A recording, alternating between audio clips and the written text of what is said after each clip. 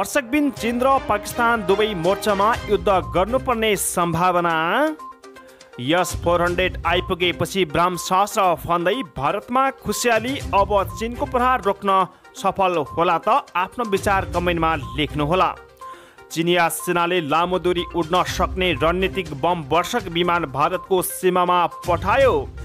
सीमा विवाद चल्दा चल्दै भारत र चीन अन्तर्राष्ट्रिय मञ्चमा एकजुट। चीन फर्कन पाऊँ भन्दै चिनिया नागरिकले गरे चिनिया दूतावास अगाडि प्रदर्शन। अमेरिकालाई उछिल्दै चीन बन्यो धनी देश। चीनको सम्पत्ति 120 खर्ब डलर पुग्दा अमेरिकाको 90 खर्ब। भारतमा हिन्दू कट्टरपन्थीद्वारा पूर्व भारतीय विदेश मन्त्रीको घरमा आगजनी। सीमा क्षेत्रको विवादका कारण भारत र चीनबीच समय समयमा तनाव उत्पन्न हुन्छ। तनाव अझै समाधान भइसकेको छैन। वार्तामा कोइलाको प्रयोग रोक्ने प्रस्तावलाई भारत र चीन मिलेर असफल। दर्शकबिन अब सुन्नुहोस् पुरा समाचार। दर्शकबिन नमस्कार, स्वागत छ यहाँहरूलाई आजका महत्त्वपूर्ण खबर लिएर उपस्थित भइसकेका छौँ।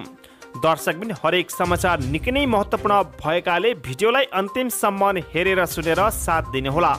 र तपाईँ कुन देशबाट हेर्दै हुनुहुन्छ तलको कमेन्ट बक्समा गएर आफ्नो प्रतिक्रिया दिन भने नभुल्नुहोला। साथै हजुरहरू हाम्रो च्यानलमा नयाँ हुनुहुन्छ भने कृपया सब्सक्राइब गरेर छेउमै रहेको बेल आइकन दबाएर हामीसँग निरन्तर रूपमा जोडिरहनुहोला। दर्शकबिन समाचार सुरु गरौँ आजको पहिलो प्रसङ्गबाट।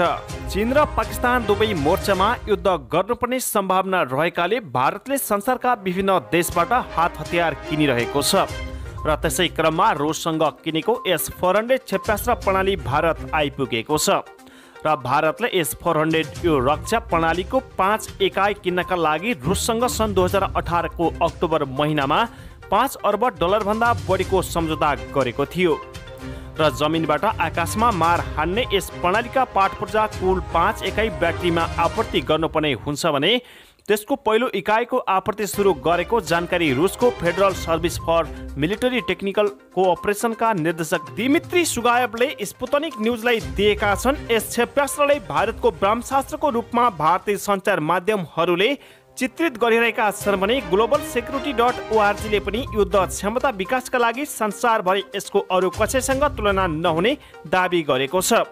दर्शकबिन यसै गरी अर्को समाचारतर्फ लागौँ।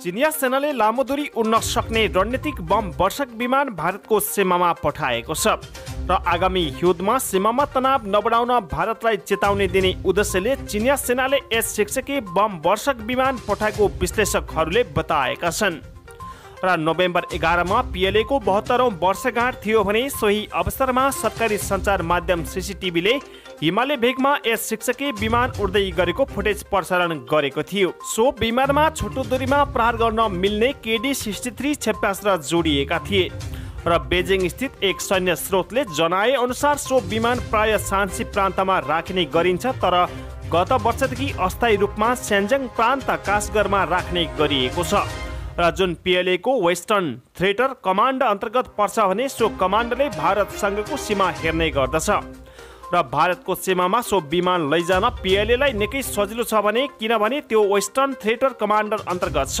स्रोतले भनेको छ कि 3500 किलोमिटर भन्दा टाढा पुगेर युद्धमा सहभागी हुन सक्ने सो विमानले लामो दूरीको CJ-20 क्रुज क्षेपणास्त्र र अन्य छोटो दूरीका क्षेपणास्त्र पनि जमिन र समुद्र दुवै निशानामा प्रहार गर्न सक्छ। मकाउ स्थित सैन्य विश्लेषक एन्टोनी ओङतोङले PLA को कदम भारतका लागि चेतावनी भएको बताएका छन्। नयाँ दिल्ली S-600 को पहुँचभित्र पर्छ भने ओङले भनेका छन् तर सैन्य टिप्पणीकर्ता सङचोङ पिङले PLA ले भारतीय राजधानीमा होइन सीमा नजिकका भारतीय हवाई अखडा, क्षेपणास्त्र प्रक्षेपण स्थल र अन्य सैन्य चौकीहरूमा ध्यान केन्द्रित गरेको बताएका छन्। दर्शकबिन यसै गरी अर्को समाचारतर्फ लागौँ। सीमा क्षेत्रको विवादका कारण भारत र चीनबीच समय समयमा तनाव उत्पन्न हुन्छ। तनाव अझै समाधान भइसकेको छैन तर स्कटल्यान्डको ग्लास्गोमा हालै सम्पन्न संयुक्त राष्ट्रसङ्घको जलवायु वार्ता सम्मेलनमा भारत र चीन एकजुट देखिएका छन् र वार्तामा कोइलाको प्रयोग रोक्ने प्रस्तावलाई भारत र चीन मिलेर असफल पारेका छन् भने बैठकमा कोइलाको प्रयोग पूर्णतः बन्द गर्ने प्रस्ताव आएको थियो तर भारत र चीन मिलेर कोइलाको प्रयोग घटाउँदै जाने प्रस्ताव पारित गराएका छन् भने यसले गर्दा कोइलाको प्रयोग पूर्णतः बन्द हुने छैन। कोइलाको प्रयोग फेज आउट गर्न खोजिएको भए पनि अब फेज डाउन हुने भएको छ।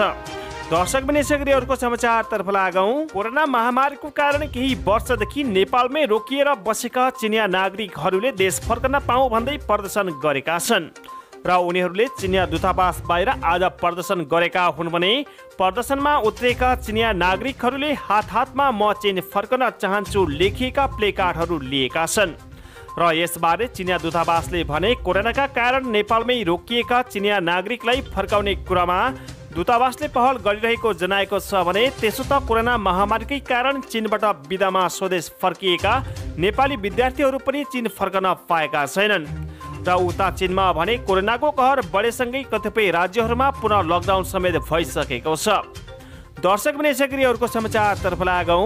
महाशक्ति अमेरिकालाई उछिन्दै चीन विश्वकै धनी देश बनेको छ। संसारका विभिन्न मुलुकको आर्थिक विवरणहरूको अध्ययन गर्ने संस्था म्यानेजमेन्ट कन्सल्टेन्ट मैकिन्जे एन्ड कम्पनीको पहिलो एक अध्ययन अनुसार पछिल्लो 20 वर्षमा संसारको कुल सम्पत्ति 3 गुणाले बढेको छ र यो सम्पत्ति वृद्धिमा चीनको हिस्सा 33% छ भने अर्थात् करिब 16 गुणाले बढी छ।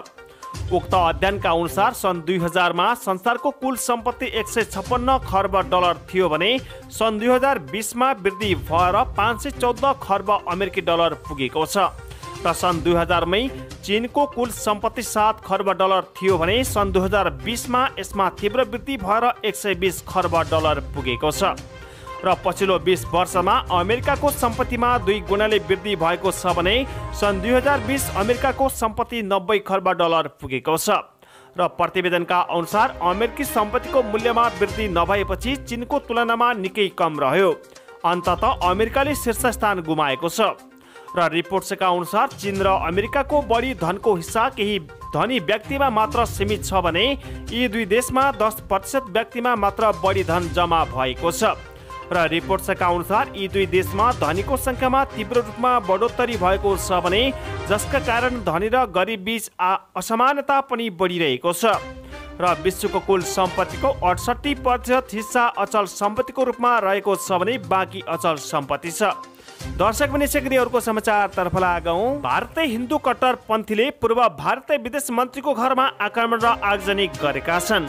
हिन्दू कट्टरपन्थीले पूर्व मुस्लिम विदेश मन्त्री सलमान खुर्सिदको घरमा आक्रमण र आगजनी गरेका हुन् भने अन्तर्राष्ट्रिय समाचार माध्यममा प्रकाशित समाचार अनुसार कांग्रेस पार्टीका पूर्व विदेश मन्त्री सलमानले गत महिना पुस्तक प्रकाशित गरेका थिए र सो पुस्तकमा उनले इस्लामिक कट्टरपन्थी आइएसआइएस जस्तै भारतीय प्रधानमन्त्री नरेन्द्र मोदीको नेतृत्वमा हिन्दू राष्ट्रवाद माओवादीको उल्लेख गरेका थिए र पुस्तकमा हिन्दू राष्ट्रवादलाई आतंकवादी समूह आइएससँग तुलना गरेको भन्दै हिन्दू कट्टरपन्थीले सलमानको घरमा आक्रमण र आगजनी गरेको प्रहरीले जनाएको छ र प्रहरीको अनुसार 20 जना भन्दा बढीको समूहमा आएका हिन्दू कट्टरपन्थीले नैनीताल शहर स्थित पूर्व विदेश मन्त्री खुर्सिदको घरमा आक्रमण र आगजनी गरेका हुन् र खुर्सिद घरमा नभएको समयमा सो घटना भएको हो भने नाराबाजी गर्दै आएको सो समूहले ढुङ्गामुढा प्रहारबाट खुर्सिदको घरमा तोडफोड गरेका छन् र यति मात्र नभई उनको घरमा आगजनी समेत गरेका छन् भने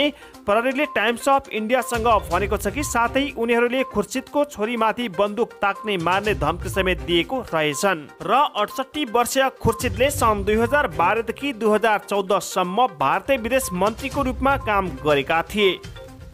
दर्शक विशेषज्ञहरूको समाचारतर्फ लागौं। नेपालले छिमेकी भारतलाई अहिलेसम्म 6 करोड रुपैयाँ भन्दा बढी मूल्यमा विद्युत बेचिसकेको छ र विद्युत बेच्ने अनुमति पाएको 2 साताभित्र भारतलाई 3 करोड 77 लाख 2 हजार भारु नेपाली 6 करोड 3 लाख 23 हजार रुपैयाँको विद्युत बेचिएको नेपाल विद्युत प्राधिकरणले जानकारी दिएको छ र प्राधिकरणका अनुसार यही कार्तिक 23 गते सबैभन्दा बढी प्रति युनिट औसत 5 रुपैयाँ 3 पैसा मूल्य प्राप्त भएको छ भने यस्तै सबैभन्दा कम कार्तिक 18 गते प्रति युनिट औसत 3 रुपैयाँ 13 पैसामा विद्युत बिक्री गरिएको छ र प्राधिकरणका अनुसार हाल नेपालले भारतको एक्सचेन्जमा